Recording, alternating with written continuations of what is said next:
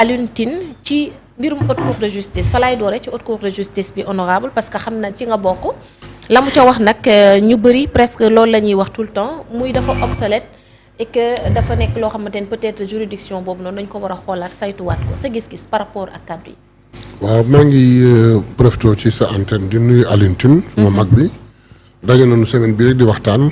waaw mais man comprendre na wu ma sa réaction. haute cour de justice du lu bees. haute cour de justice du loo xam ne ñun ñoo ko fi teg. haute cour de justice mi ngi fi woon àtte na Mamadou Dia. haute cour de justice mi ngi fi woon àtte na Idrissa Seck. mais kenn mësul gis ni dafa obsolète ba tey jii. pourquoi parce que entré na en vigueur on a entamé benn processus. c'est pas le moment de dire et puis lan moo ci obsolète situation bi ñu toll tey. haute cour de justice ñi nga xam ne yóbbu na la fa ñu am privilège de juridiction ils sont entendus par la commission comment est-ce qu'on dit d'instruction. Cette commission d'instruction est uniquement composée de juges. haute cour de justice kan moo koy jiite. haute cour de justice kan moo koy suppléer au cas bu le premier président demul. donc c'est la plus haute juridiction ñoo koy juger. donc je ne vois pas pourquoi ñu koy wax ni dafa obsolète. et même si c'est le cas. c'est pas aujourd'hui qu'on doit le dire. il devrait le dire avant que ñu entame procédure juste bi ñu ko soogay installé. haute cour de justice. pourquoi ils n'ont pas parlé en disant que installé ngeen mais li ngeen di installé kii bi exécution bi dafa obsolète su ko defee ñu xool. mais doo bàyyi ba ñu commencé ba nekk en pleine procédure ngay wax lu mel noonu. dafa ñuy tardé rek. mais on va continuer avec ça. dafa aussi tamit inefficace du am efficacité parce que dafay politiser ndax ñi nga xamante ni ñoo nekk ci biir dañu fare ci majorité bi loolu yëpp nag est-ce que tamit jotul ñu xoolaat ko bu baax a baax. wala taxawaay beeg mais su ma doyen Alioune Tine il vient de s'en rendre compte. ça fait combien de temps existe la haute cour de justice. ce n'est qu'aujourd'hui que ça s'en est rendu compte. mais s'il l'avait dit il y a 2 ans 3 ans 4 ans peut-être qu'on aurait révisé et voir la procédure. mais ce n'est pas aujourd'hui que le processus a démarré qu'il va le dire. à quoi ça va servir. mais est-ce que mën nañu ko remplacer honorable. c'est pas possible. mënuñu ko remplacer. on ne peut pas changer les règles en plein jeu. c'est fini le processus est engagé. on va continuer avec ça. c'est avec cette cour de justice qu'on a jugé Mamadou Dia. c'est avec cette haute cour de justice qu'on a jugé Idrissa Seck. je ne vois pas pourquoi on ne devrait pas pouvoir juger les autres. il n'y a aucun problème et on va continuer Inch'Allah. mais ci transparence bi wala sax li nga xamante ni moom la ñuy ragal tout le temps ba tax ñu koy wax est-ce que mën nañ ko ci xaarandi quand même. dans la transparence écoute la procédure. tout d'abord pour aller à la cour de justice il fallait que nga bénéficier wu d'un privilège de juridiction. nga ñëw Assemblée nationale il est bien vrai que là c'est politique. ñu def une mise en accusation. cela ne mène nulle part. ce n'est qu'une mise en accusation pour permettre à la commission d'instruction de la haute cour de justice d'agir. dans cette commission d'instruction il n'y a aucun politique. ce ne sont que des juges. totalement des juges qui vont instruire tout le dossier. Ce n'est qu'après au moment du jugement qu'intervient la haute cour de justice proprement dit où il y aura les élus certainement. mais là dans cette procédure il n'y a aucun problème c'est les juges qui vont agir. quel problème il y a. pour yow bala ñuy wax dañu war a xool ba xam ñoom it nan lañ ciy taxawee. d'abord man Alioune Tine li ma koy wax mooy su fekkee gis na ni haute cour de justice baaxul daf ko waroon signaler en amont. avant ñu koy commencer. bu yàgg il y a depuis l'avènement Idrissa Seck à aujourd'hui ça fait combien d'années ça fait plus de 10 ans. il pouvait le dire et le souligner insister là-dessus pour que l'on change les textes avant d'en arriver là. il ne va pas attendre aujourd'hui qu'on y est arrivé. qu'on ait entamé une procédure pour dire que baaxul. qu'est-ce qu'il faut faire arrêter toute la procédure et recommencer. on ne le fera pas. qu'est-ce qu'il faudra dire changer les textes en pleine compétition on ne va pas le faire. ci cadre boobu donc wax ji amul benn njariñ. yàq la gën a nuru. ci cadre boobu ba léegi ci ay kàddoom wax na ci le cas de Moustapha Diakhaté mu yëkkatee ay kàddu ba tey jii ñu daal di koy téye ci mbirum délit d'opinion mu jàpp ni tamit ni moom Moustapha Diakhaté certes am na service yoo xamante ne rendre na ko à la nation li mu gis dafa mel ni mbirum humiliation la ñu gën a sentir ci li nga xamante ni moom moo xew ak le cas de Moustapha Diakhaté. Donc selon lui, parce que Moustapha Diakhaté a rendu des services à la nation, tu peux se permettre de tout dire. Le problème est très simple. waaw. À ces gens de la société civile qui condamnent le fait qu'on ait arrêté Moustapha Diakhaté, ils n'ont qu'à dire ce que Moustapha Diakhaté a dit. Personne d'eux ne le dira pas, ne le dira. amul kuy wax ci ñoom ba ci suma mag Alioune Tine du ko wax Sidi na ko wax rus na ko wax ragal na ko wax il ne faut pas qu'il projette ku ko ñeme wax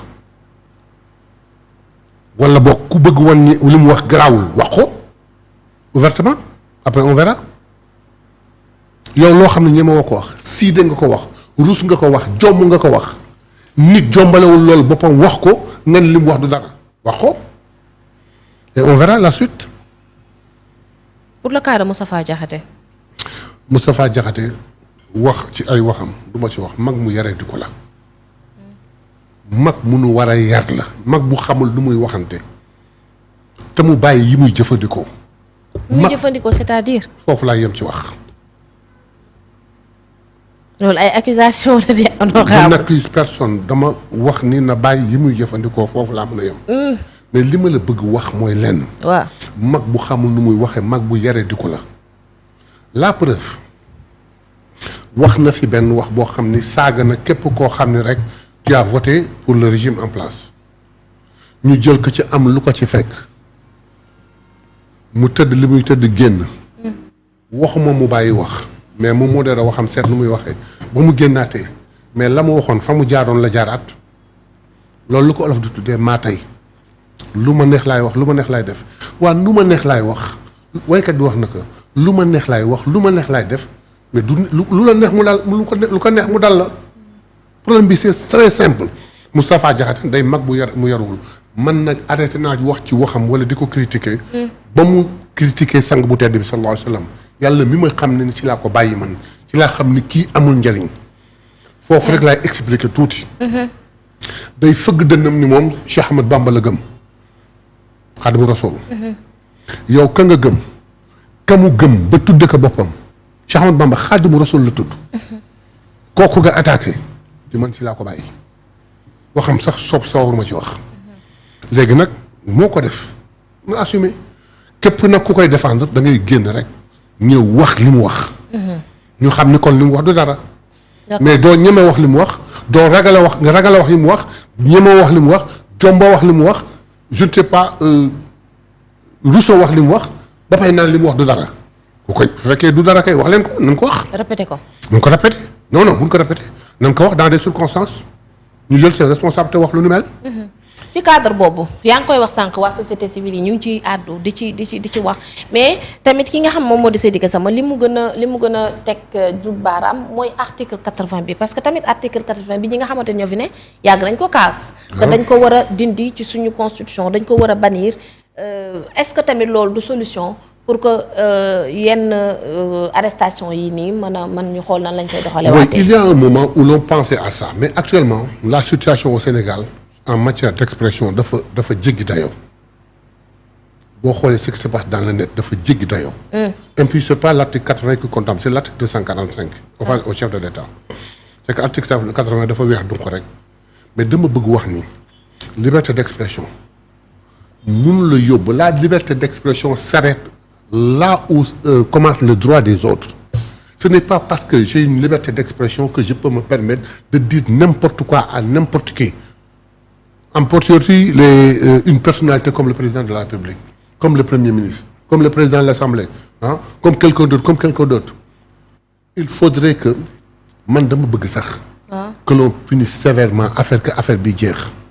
xam nga lu ma bëgg. waaw ku am xalaat ci ni réew mi doxee nga gis ni baaxul critiquer vivement férocement sax s'il le faut. mais bul xas bul saaga bul wax lu bon. loolu tant que yeggunu fa il est impensable de mettre de côté ces articles là. mais tey jii par exemple yéen ñi nga xamante ni man damay sax citer le PM waxoon na ko ci ni dañ ko war a dindi ndax képp koo xamante ni nanguwul ay critique warul sax nekk di jiite famille bay jiite sax état tey jii bu fekkee kàddu yooyu noonu waxoon nañ ko ñoom ñu toog ñu war a jëmmal loolu noonu est-ce que tamit du andi wax yi nga xamante ne dañ koy wax tout le temps naan lañ doon wax ak lay am. vous avez dit critique. Ouais. Moi j'ai dit tout de suite j'aurais aimé que insulte ñu critiquer insulte la ñuy wax on ne refuse pas il dit que képp koo xam ne nangu woo critique bàyyil insulte la ñuy wax ak wax ju ñaaw wax ju bon. Nous avons nos enfants à éduquer qui sont dans le net qui sont à la télévision et qui regardent des gros gaillards parler il faut que ces gens soient des exemples critiquez comme tu veux dis ce que tu veux mais wax ju ñaaw saaga ak xaste ak boddi la ñuy bañ. ok ça n'a rien à voir avec une critique donc Sénégalais il faut ñu baal ma waxin bi rek il faut ñu yaraat Sénégalais ñu defaraat seen waxukaay. seen façon wax. mais est-ce que tamit solution la par rapport ak li Seydi Gassama proposé que ñu dindi loolu bu ko defee le président de la République ay avocats bu ñu defee yenn wala bu ñu yenn dégg yi ñuy wax naan offense au chef de l'État ñu mën a porter plainte. su xalaatam la. waaw man xalaatewuma noonu am na texte bi fi nekk dindi leen ko pour que après ëllëg bu avocat bi di jaaraat après lu wax lu wax avocat yi dañ soof ku ni président sa bëtik suufa ngi sax ñu attaqué la ah après quelqu'un d'autre reviendra pour dire non bu ñu fi tuutal avocat yi nañ dellu soit un article qui punit quelqu'un qui insulte qui injure le président de la République Seydi Gassama il n'a donné que son avis na des ci avec ñun mon avis c'est pas ça moi je ne partage pas son avis. Et votre avis c'est quoi? Mon avis c'est de laisser cet article ni mu mel punir les gars qui nga xam ne outrepassé seen kii wareef.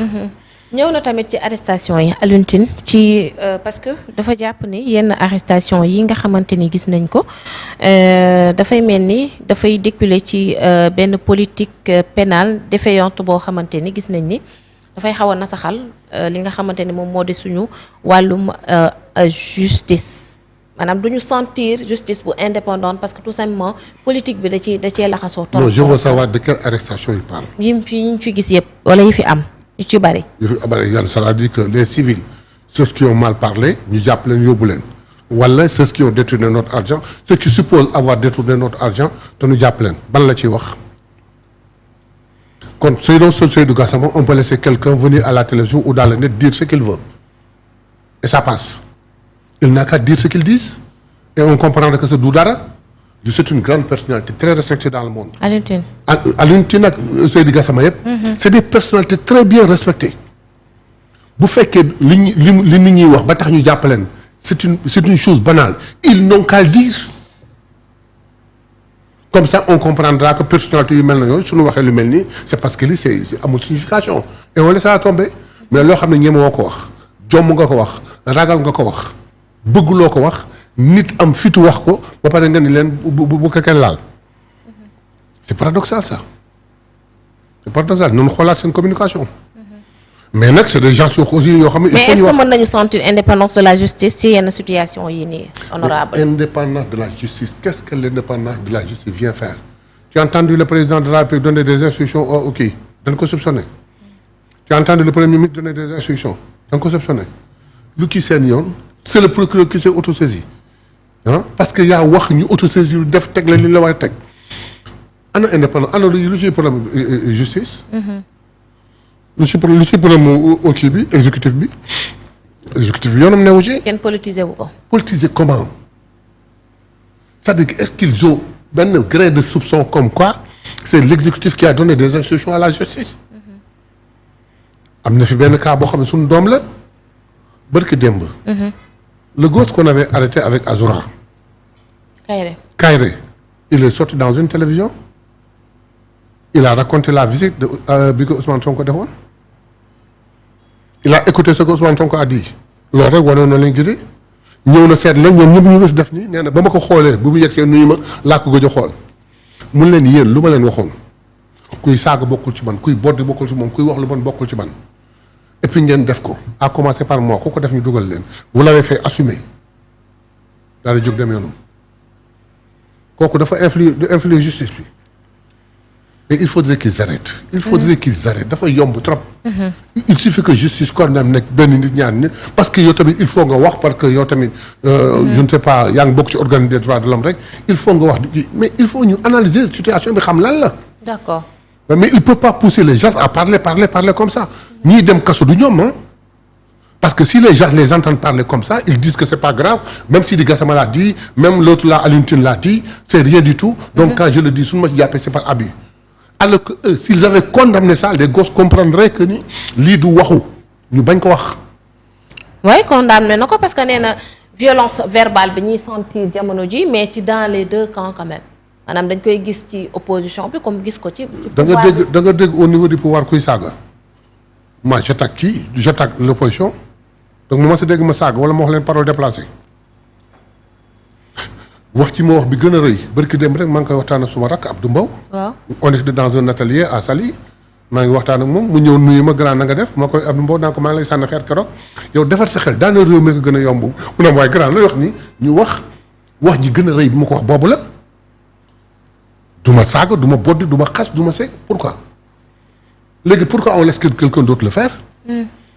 ma ne ñoom nanu bleu mbaa ñu weex c'est-à-dire que il condamne dérapage verbal yi am ci net bi. il faudrait qu'il accepte les punitions. ou bien ils disent que c'est rien du tout ils condamnent les punitions. mais arrestation yu bëri yi tamit honorable est-ce que tamit du jur. comme ni ñu doon la xewoon 2021 2024 ay héros politiques. non c'est pas la même chose. parce que def na différence bi comparé na par rapport muy Ousmane Sonko di Guy Marius Sagna par rapport li nga xamante xew na 2021 2024 le fait que tout le temps ak arrestation yii nii ñuy gis mbaa du créer ay héros politiques. c'est pas la même chose il faut comparer ce qui est comparable ce n'est pas parce qu'on doit parler qu'on doit dire n'importe quoi. Ce qui s'est passé entre 2021 et 2023 c'était autre chose c'était inédit. nga takk bracelet waxuloo ñu jàppale yóbbu. sa téléphone am effigie Pastef ñu jàppale yóbbu am photo Ousmane Sonko ñu jàppale yóbbu n'a absolument rien à voir avec aujourd'hui où quelqu'un libre va dans une télévision ou va dans le net et dit des choses yoo xam ni dégluwul neexut a dégg ñu jàppale punir la c'est pas la même chose comparons ce qui est comparable.